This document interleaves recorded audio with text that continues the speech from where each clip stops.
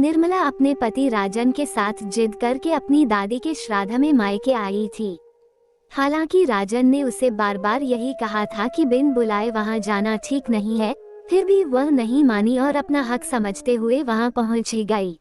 निर्मला ने सोचा था कि दुख की इस घड़ी में वहां पहुंचने पर परिवार के सभी लोग गिले शिकवे भूलकर उसे अपना लेंगे और दादी की मौत का दुख जताएंगे, पर उसका ऐसा सोचना गलत साबित हुआ। सभी ने निर्मला को देखकर भी नजरअंदाज कर दिया, मानो वह कोई अजनबी हो। इसके बावजूद भी निर्मला को उम्मीद थी कि परिवार वाले भले ही उसे नजरअंदाज करें, माँ ऐसा नहीं कर सकती। तभी निर्मला ने राजन की तरफ इस तरह देखा, मानो वह माँ के पास जाने की उससे इजाजत ले रही हो। फिर वह अकेली ही माँ की तरफ बढ़ गई। उस समय निर्मला की माँ औरतों के हुजूम में आगे बैठी हुई थी। जब माँ ने निर्मला को अपने करीब आते देखा तो वे उठकर तेजी से दूसरे कमरे में चली गईं। माँ के पीछे पीछे निर्मला भी वहाँ पहुँच गई और प्यार से बोली, माँ ये सब कैसे हुआ? क्या दादी बहुत दिनों से बीमार थीं? तुमसे मतलब, आखिर तुम पूछने वाली होती कौन हो? चली जाओ यहाँ से, फिर कभी भूल कर भी इस घर की तरफ मत देखना, नहीं तो तुम मेरा मरा हुआ मुंह देखोगी। गुस्से से चीखते हुए उसकी माँ बोली। ऐसा न कहो माँ, नहीं तो मैं अनाथ हो जाऊंगी। आखिर तुम्हारा ही तो सहारा है मुझे। माँ होकर भी तुम मेरे मन की भावना को नहीं समझोगी तो और कौन समझेगा? रोते हुए निर्मला बोली, नहीं समझना है मुझे, कुछ नहीं समझना। चीखते हुए उसकी माँ ने कहा, क्यों नहीं समझना है माँ? तुम्हें समझना ही पड़ेगा, अपनी बेटी के दुख को महसूस करना ही पड़ेगा। आखिर मेरा इतना ही कसूर था न कि मैंने राजन से सच्चा प्यार किया, उससे शादी की जो हमारी बिरादरी का नहीं है। लेकिन माँ, तुम मुझे गौर से देखो कि मैं राजन के साथ कितनी खुश हूँ। मुझे किसी बात का दुख नहीं है। खुशी जताते हुए निर्मला ने कहा, मुझे कुछ नहीं देखना है और न ही सुनना है, बस तुम अभी और इसी समय उस राजन को लेकर यहाँ से चली जाओ ताकि तुम्हारी दादी का श्राद्ध शांति से पूरा हो सके। माँ बोली, हम यहाँ से चले जाएंगे माँ, रहने के लिए नहीं आए हैं, केवल दादी के श्राद्ध में आए हैं। बस उसे पूरा हो जाने दो, क्योंकि दादी से मेरा और मुझसे उनका कितना गहरा लगाव था ये तुम अच्छी तरह से जानती हो। मेरे बिना तो वे कुछ भी नहीं खाती पीती थी। सुबकते हुए निर्मला ने कहा, इसलिए तो तुम उस कलमुन्हे राजन के साथ भाग गई और कोर्ट में जाकर शादी कर ली। तब तुम्हें दादी का इतना ख्याल नहीं था, जबकि उन्होंने तुम्हारी याद में अपनी जान दे दी। मुझे दादी का बहुत ख्याल था माँ, परंतु मैं क्या करती, आप सभी तो मुझसे खफा थे। डर के चलते मैं नहीं आ सकी। रोते हुए निर्मला ने कहा, बड़ी आई डर वाली। जब इतना ही डर था तो घर से कदम बाहर निकालते समय 1000 बार सोचती, फिर भी कुछ नहीं सोचा। अरे क्या अपनी बिरादरी में लड़कों की कमी हो गई थी जो उस नाशपीटे राजन के साथ भाग गई? तीखी आवाज में उसकी माँ ने कहा। माँ के सवालों का जवाब देने के बजाय निर्मला ने कहा, माँ मुझे जी भर कर कोस लो, लेकिन उन्हें कुछ ना कहो, क्योंकि अब वे मेरे पति हैं। तुम तो ऐसे कह रही हो जैसे दुनिया में केवल एक तुम ही पति वाली हो, बाकी सब दिखावे वाली हैं। खिल्ली उड़ाते हुए उसकी माँ बोली, माँ मेरी अच्छी माँ, तुम तो मुझे ऐसा ना कहो। हर माँ बाप का सपना होता है कि मेरी बेटी अच्छे घर में ब्याहे, सुख शांति से रहे। उन्हीं में से मैं एक हूँ। तुम्हें तो खुश होना चाहिए कि मैंने अपने जीवन साथी का खुद ही चुनाव कर तुम लोगों की परेशानी को दूर किया है। इसके बावजूद भी सभी की तरह तुम भी मुझे नजरअंदाज कर रही हो।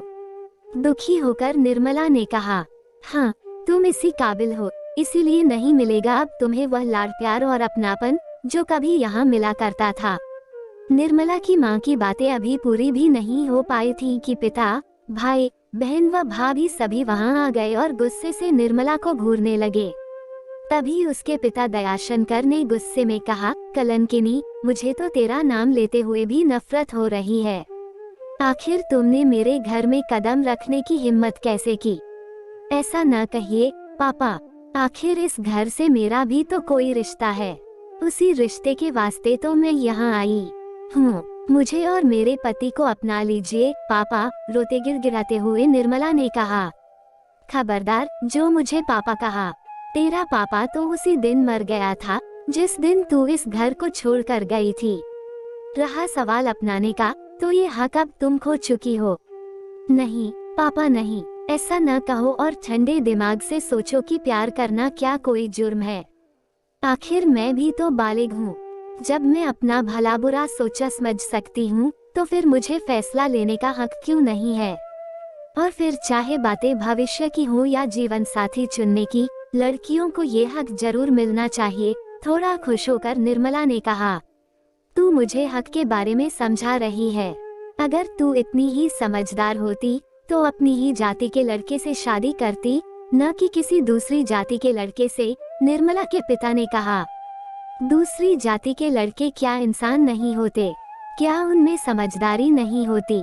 इसकी मिसाल तो राजन ही है, जिन्होंने मुझे जिंदगी की सारी खुशियां दे रखी हैं, कोई कमी महसूस नहीं होने दी है उन्होंने। मैं इस तरह के जात पात के भेदभाव को नहीं मानती, जो एक इंसान को दूसरे इंसान से अलग करता हो, आपस में दूरियां बढ़ाता हो। मैं केवल इंसानियत की जात को जानती व मानती हूँ, निर्मला बोलती चली गई। बस करो अपनी यह बकवास और उस राजन के साथ यहाँ से चलती बनो। इस बार चीखते हुए निर्मला का भाई विशाल बोला। भैया, मुझे जो चाहो कह लो, मैं सब बर्दाश्त कर लूंगी, लेकिन उनके बारे में कुछ भी नहीं सुन सकती, क्योंकि एक पत्नी अपने सामने पति की बेइज्जती कभी बर्दाश्त नहीं कर सकती। अच्छा, तब तो मुझे तुम्हारे पति की बेइज्जती करनी ही होगी, वह भी तुम्हारे सामने, नजरें तिरछी करते हुए विशाल बोला। क्या ये तुम कह रहे हो, जबकि तुम भी किसी के पति हो और तुम्हारी पत्नी तुम्हारे सामने खड़ी है? महाभारत मचा दूंगी मैं यहाँ। तुम क्या समझते हो अपने आप को कि वे तुमसे कमजोर हैं? वे जूडो कराटे में ब्लैक बेल्ट हैं और साथ ही पुलिस में भी हैं। उनसे टकराना तुम्हें महंगा पड़ेगा भैया। हाँ, मैं यदि चाहूँ तो तुम्हारी पत्नी के सामने तुम्हारी बेइज्जती जरूर करवा सकती हूँ, ताकि तुम बेइज्जती के दर्द को महसूस कर सको। लेकिन मैं इतनी बेवकूफ भी नहीं हूँ कि तुम्हारी तरह कुछ करने से पहले कुछ सोच समझ न सकूं।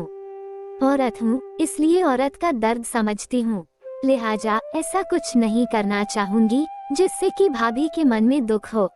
निर्मला की बातें सुनकर उसकी भाभी सुबक पड़ी और उसने आगे बढ़कर निर्मला को गले लगा लिया। माधुरी, ये तुम क्या कर रही हो? दूर हटो उससे, इससे हमारा कोई रिश्ता नहीं है, चीखते हुए विशाल बोला। रिश्ता है क्यों नहीं, खून का रिश्ता है हमारा, इसलिए अपनी बहन को अपना लीजिए। इसने ठीक ही कहा है कि जात पात कुछ नहीं होता, होती है तो केवल इंसानियत, और इंसानियत का रिश्ता। निर्मला की तरफदारी लेते हुए उसकी भाभी माधुरी ने कहा, मानो वह भी इंसानियत के रिश्ते को ही अहमियत दे रही हो। लेकिन माधुरी की बातें सुनकर विशाल बौखला गया। वह गुस्से से बोला, माधुरी, लगता है इसके साथ साथ तुम्हारा भी दिमाग खराब हो गया है कहीं।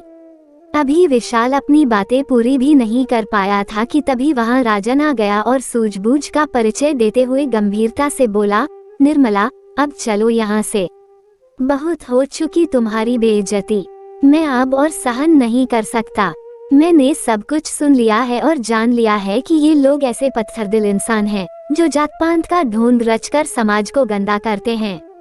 आप बिल्कुल ठीक कहते हैं। अब मुझे समझ में आया कि मैंने यहाँ आकर कितनी बड़ी भूल की है। ले चलिए मुझे, अब एक पल भी मैं यहाँ रुकना नहीं चाहूंगी। उठते हुए निर्मला बोली और अपने पति राजन का हाथ थामकर घर से बाहर जाने लगी। उसकी छोटी बहन उर्मिला ने दौड़कर निर्मला का हाथ थाम लिया और सिसकते हुए बोली, दीदी मत जाओ, मुझे छोड़कर मत जाओ। पगली, मैं कहाँ तुम्हें छोड़कर जा रही हूँ। हाँ, जात पात और उन बुरे रिवाजों को छोड़कर जा रही हूँ जिसे माँ, पापा व भैया ने अपनी मुट्ठियों में जकड़ रखा है। मैं यहाँ नहीं आऊंगी तो क्या हुआ, तुम तो अपनी दीदी के घर आ सकती हो। निर्मला बोली, जरूर आऊंगी दीदी, उर्मिला ने खुश होकर कहा। मैं इंतजार करूंगी, प्यार से उसके सिर पर अपना हाथ फेरते हुए निर्मला ने कहा और अपने पति राजन के साथ घर से बाहर निकल गई। दोस्तों, अगर आपको कहानी अच्छी लगी तो कमेंट जरूर करना, वीडियो को लाइक और चैनल को सब्सक्राइब करें।